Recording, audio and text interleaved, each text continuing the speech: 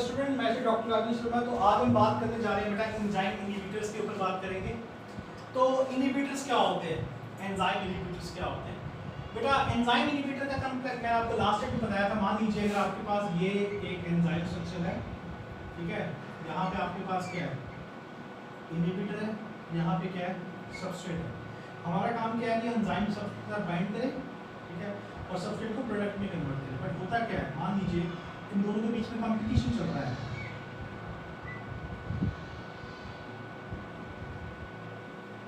यहाँ पे सबस्ट्रेट ही बाइंड कर पाएगा, यहाँ पे कौन बाइंड करेगा, एंजाइम बाइंड करेगा, इनहिबिटर बाइंड करेगा, जिसके कारण ये एंजाइम की जो एक्टिविटी है, एक्टिविटी बिल्कुल क्या हो जाएगी, लो हो जाएगी। एक्टिविटी का मतलब क्या है, एंजाइम सबस्ट्रेट को प्रोडक्ट में कन्वर्ट करेगा।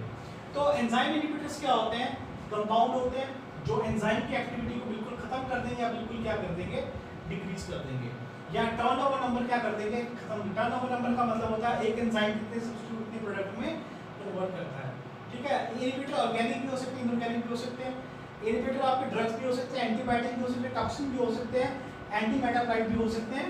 तो इनहिबिटर्स का मतलब आप सेंटर पॉइंट ये डालिए कि ये जो ऐसे कंपाउंड हैं जो एंजाइम की एक्टिविटी को डिक्रीज करेंगे।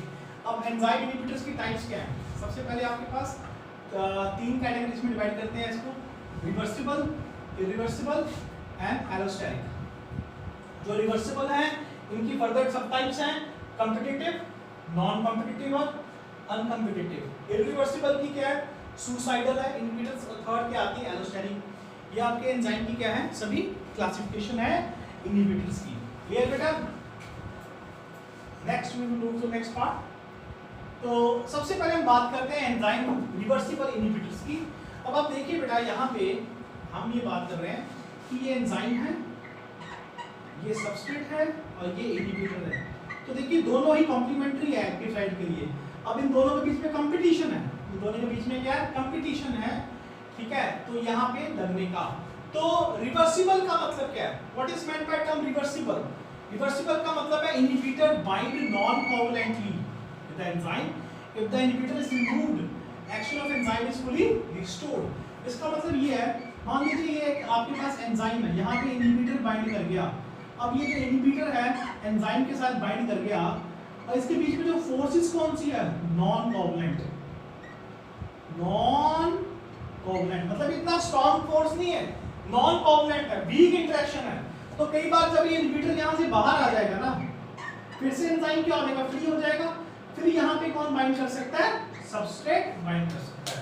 तो ऐसी बाइंडिंग को क्या बोलते हैं, रिवर्सिबल। रिवर्सिबल कांसेप्ट सिंपल है, इनहिबिटर बाइंड करके एंजाइम के साथ, फोर्स कौन सी है, नॉन कोवलेंट, वीक है। जब इनहिबिटर बाहर आएगा फिर सबस्ट्रेट वापस बाइंड करके इस सबस्ट्रेट को प्रोडक्ट में कन्वर्ट करने में मदद करेंगे। तो ऐसे वो जब बेटा रिवर्सिबल क्यों बोलते हैं, क्योंकि एंजाइम और इनहिबिटर के बीच में जो इंटरेक्शन हो रही है वो क्या हो रही है, वीक। जब एंजाइम और इनहिबिटर के बीच में आपके पास इंटरेक्शन वीक हो तो इसको क्या बोलते हैं, रिवर्सिबल। मतलब कभी जा सकता है और कभी बाहर भी आ सकता है, उसको बोलते हैं रिवर्सिबल इनहिबिशन। नेक्स्ट आता है कॉम्पिटिटिव। देखिए बेटा कॉम्पिटिटिव का मतलब क्या है, what is meant by term competitive. Competitive मैं आपको पहले भी बता चुका हूं एग्जांपल में कि एंजाइम का, जब देखिए कॉम्पिटिटिव का मतलब ये है, जैसे आप एग्जांपल देखते हैं, यहाँ पे ये एंजाइम है, ये सबस्ट्रेट है, ठीक है, और ये आपका देखिए ये आपका ब्लू में सबस्ट्रेट आ रहा है, ग्रीन में क्या आ रहा है, यहाँ पे आपके पास ये आपका इनहिबिटर आ रहा है, ठीक है ना। ये आपका ब्लू, ये थोड़ा हल्का सा पर्पल है। दोनों की शेप क्या है, सेम है। जब दोनों की शेप क्या होगी, सेम, और एक्टिव साइट की शेप भी क्या है, कॉम्प्लीमेंट्री। मतलब कि ये आपके पास एंजाइम, ये आपका आ गया सबस्ट्रेट, और ये क्या आ गया इनहिबिटर। अब दोनों की शेप इसके एक्टिव साइट की क्या है, कॉम्प्लीमेंट्री है। ये भी बाइंड कर सकता है और ये भी बाइंड कर सकता है। तो दोनों के बीच में क्या है, कंपटीशन है। दोनों के बीच में क्या है, कंपटीशन यहाँ पे बाइंड होने का। अगर तो ये बाइंड हो गया, अगर तो सबस्ट्रेट बाइंड हो गया तो फिर ये जो सबस्ट्रेट है प्रोडक्ट में कन्वर्ट हो जाएगा। अगर तो इनहिबिटर बाइंड हो गया तो यहाँ पे इनहिबिटर लग गया, तो आगे आपका कोई प्रोडक्ट फॉर्मेशन नहीं होगा। तो ऐसी इनहिबिशन को क्या बोलते हैं, कॉम्पिटिटिव। कॉम्पिटिटिव में क्या है, सबस्ट्रेट और इनहिबिटर के बीच में क्या कंपटीशन है, ठीक है। सबस्ट्रेट एनालॉग, सबस्ट्रेट एनालॉग का मतलब जो इनहिबिटर है सबस्ट्रेट ऐसा दिखाई देता है। तो जब अब इसको रिवर्स, इसको कैसे सही कर सकते हैं, मान लें इन दोनों के बीच में कंपटीशन है, अगर आप सबस्ट्रेट की कंसंट्रेशन ज्यादा कर दोगे, फिर अगर आप सबस्ट्रेट की कंसंट्रेशन को भैया ज्यादा कर दोगे तो फिर आपकी सब ये वाली साइड ज्यादा स्ट्रॉन्ग हो जाएगी। इसका मतलब एंजाइम सारा सबस्ट्रेट के साथ ही बाइंड होगा, प्रोडक्ट ही फॉर्म होगा। तो जब कॉम्पिटिटिव इनहिबिशन होती है तो आपने उससे बचना है तो सबस्ट्रेट की कंसंट्रेशन ज्यादा कर दो, ठीक है ना, इनहिबिटर से बहुत ज्यादा, तो प्रोबेबिलिटी जो सबस्ट्रेट की बाइंडिंग होगी इसके साथ क्या हो जाएगी, ज्यादा हो जाएगी। क्लियर बेटा, इसको बोलते हैं कॉम्पिटिटिव इनहिबिशन बोलते हैं। जैसे एग्जांपल दिखाया हुआ आपको यहां पे भी कॉम्पिटिटिव इनहिबिशन का, देखिए ये एंजाइम है, एंजाइम का जो प्रोटीन पार्ट को हम क्या बोलते हैं, एपो एंजाइम, ठीक है। अब एंजाइम के साथ सबस्ट्रेट लग गया, एंजाइम सबस्ट्रेट कॉम्प्लेक्स, फिर यहां से सबस्ट्रेट से क्या बन गया, प्रोडक्ट बन गया। अगर ये एंजाइम के साथ ये लगेगा इनहिबिटर, दोनों की शेप कॉम्प्लीमेंट्री, हल्का सा यहां पे थोड़ा सा है तो दिखाने के लिए, तो ये यहां पे बाइंड कर गया तो यहां पे फिर प्रोडक्ट फॉर्मेशन नहीं होगा।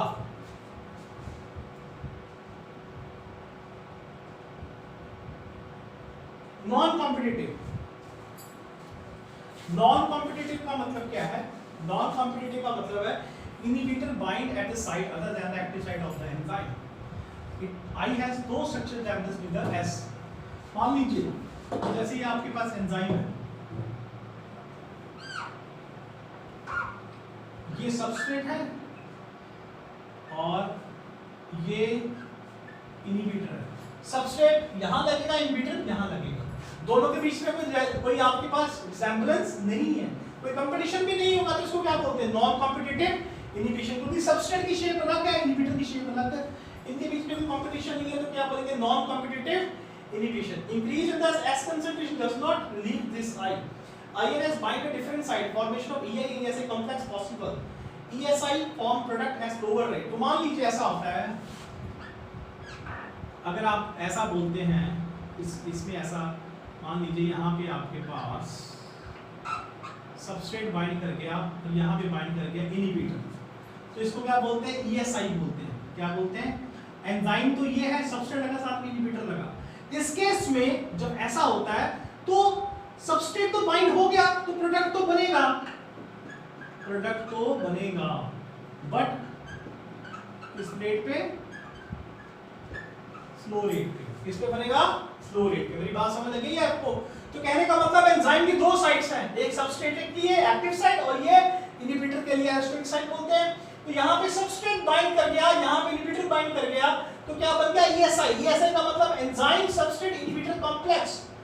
तो जब ये ESI बन गया तो सबस्ट्रेट तो प्रोडक्ट में कन्वर्ट होगा, अगर सबस्ट्रेट बाइंड हुआ तो प्रोडक्ट में कन्वर्ट होगा, बट रेट क्या होगा, यहाँ पे स्लो होगा as compare to the other complex. Clear बेटा? तो नॉन कॉम्पिटिटिव की बेटा एग्जांपल देख लेते हैं, देखिए। तो नॉन कॉम्पिटिटिव की देखिए, ये एंजाइम है, सबस्ट्रेट लगा, ES बन गया, ES यहाँ पे प्रोडक्ट बन के बाहर निकल गया। सेकंड केस देखिए, अब ये दो साइड से देखिए, ये एंड सबस्ट्रेट के लिए, ये इनहिबिटर के लिए। यहाँ पे इनहिबिटर लग गया पहले, बाद में क्या लग गया, सबस्ट्रेट लग गया, बाद में क्या लग गया, सबस्ट्रेट। तो क्या बन गया, ESI। क्या बन गया, इसको बोलते हैं ESI। देखिए यहाँ पे क्या लगा है, सबस्ट्रेट, यहाँ पे इनहिबिटर लग गया, तो प्रोडक्ट तो बनेगा, बट रेट क्या होगा, स्लो होगा। रेट क्या होगा, यहाँ पे स्लो होगा। अब नेक्स्ट आता है बेटा अनकॉम्पिटिटिव इनहिबिशन। अनकॉम्पिटिटिव इनहिबिशन का मतलब क्या होता है, देखिए, inhibitor bind only to ES complex, not to enzyme free. जैसे आपके पास ये एंजाइम है, ये देखिए दो साइड्स हैं यहाँ पे, ये सबस्ट्रेट के लिए मान लीजिए, इनहिबिटर के लिए मान लीजिए। सबसे पहले कौन बाइंड करेगा, सबस्ट्रेट। कौन बाइंड करेगा, सबस्ट्रेट, ठीक है। सबस्ट्रेट के बाइंड करने के बाद ही आपका कौन बाइंड करेगा, इनहिबिटर बाइंड करेगा। Inhibitor causes structural distortion of the active site, ठीक है। I cannot be reversible by increasing the S concentration. I does not compete with S for the same binding site. Inhibition of the placental alkaline phosphatase। तो इसमें क्या होता है, जो आपके पास basically enzyme का जो एक्टिविटी है, तो इसी क्या हो जाती है, डिक्रीज हो जाती है। जैसे मान लीजिए ये एंजाइम है, यहाँ पे सबस्ट्रेट बाइंड करा, सबस्ट्रेट बाइंड करने के बाद फिर कौन बाइंड करेगा, इनहिबिटर बाइंड करेगा। तो इनहिबिटर क्या करेगा, एक्टिव साइट की थोड़ी सी शेप थोड़ी क्या करेगा, डिस्टॉर्ट करेगा, जिसके कारण आपके एंजाइम की एक्टिविटी क्या हो जाएगी बेटा, डिक्रीज हो जाएगी। अनकंपिटिटिव। नेक्स्ट आता है इरिवर्सिबल इनहिबिशन। ये बहुत इंपॉर्टेंट है। इरिवर्सिबल का मतलब क्या है, जब बेटा आपके पास एंजाइम है, एंजाइम के साथ अगर आपका जो सबस्ट्रेट है स्ट्रांगली बाइंड कर जाए, एंजाइम के साथ अगर आपका सबस्ट्रेट बहुत स्ट्रांगली बाइंड कर गया, बाहर निकले ना एक्टिव साइट से, तो ऐसी बाइंडिंग को क्या बोलते हैं, इरिवर्सिबल इनहिबिशन। जब वो एक्टिव साइट से बाहर निकलेगा ही नहीं तो सबस्ट्रेट कहां जाके बाइंड करेगा बेटा, सबस्ट्रेट जब बाइंड नहीं करेगा तो एक्टिव साइट आपकी जो एंजाइम एक्टिविटी क्या हो जाएगी बेटा, लो हो जाएगी। Inhibitors bind covalently strong with the enzyme irreversibly, so it cannot dissociate from the enzyme. Yes, inhibitor cause conformation change at active site of the enzyme, destroying their capacity to act as a catalyst. तो enzyme के तो inhibitor enzyme के साथ लग गया, permanently लग गया, उसकी एक्टिव साइट को पूरा डिस्ट्रॉय कर देगा, जिसके कारण उसकी एक्टिव साइट खत्म हो गई, एंजाइम की एक्टिविटी बिल्कुल ही क्या हो जाएगी बेटा, डिक्रीज हो जाएगी, बिल्कुल ही खत्म हो जाएगी। ये है आपका irreversible inhibition। नेक्स्ट आ रहा है बेटा एलोस्टेरिक इनहिबिशन। अब एलोस्टेरिक इनहिबिशन का मतलब क्या होता है, some enzyme possess additional site other than the active site, उस साइट को हम बोलते हैं एलोस्टेरिक साइट। क्या बोलते हैं, कुछ एंजाइम के पास एक्टिव साइट को छोड़ के एक साइट और होती है, इसको हम बोलते हैं allosteric site. They are unique site in the protein molecules. Allosteric effector substance binding allosteric site and regulate enzyme activity positively.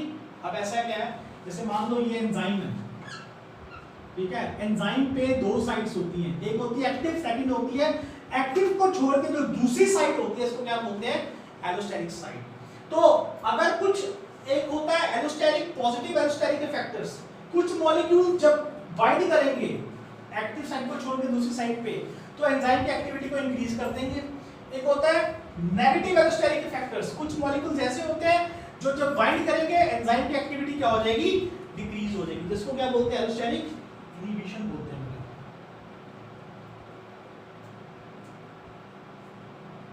अब नेक्स्ट आता है बेटा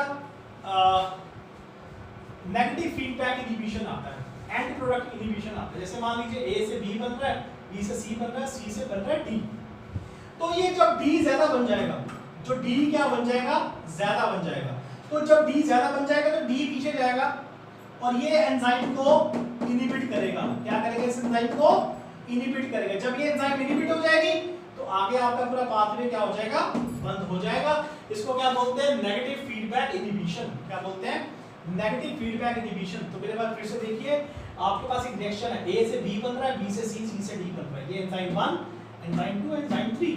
तो मान लीजिए अगर आपका डी एक्सेस में बन रहा है, डी का बन गया एक्सेस में, तो जो डी है ये जाके फर्स्ट एंजाइम को क्या करेगा, इसको इनहिबिट करेगा। इसको बोलते हैं negative feedback, and product inhibition. जब एंजाइम डिस्टर्ब हो जाएगी, इनहिबिट हो जाएगी, तो बाकी के प्रोडक्ट आपके फॉर्मेशन नहीं होंगे। तो with this we come to an end with the topic of enzyme inhibition. Hope आपको ये पूरा टॉपिक क्लियर हुआ होगा। किसी स्टूडेंट का अगर कोई डाउट है तो वो कमेंट कर सकता है। थैंक यू बेटा।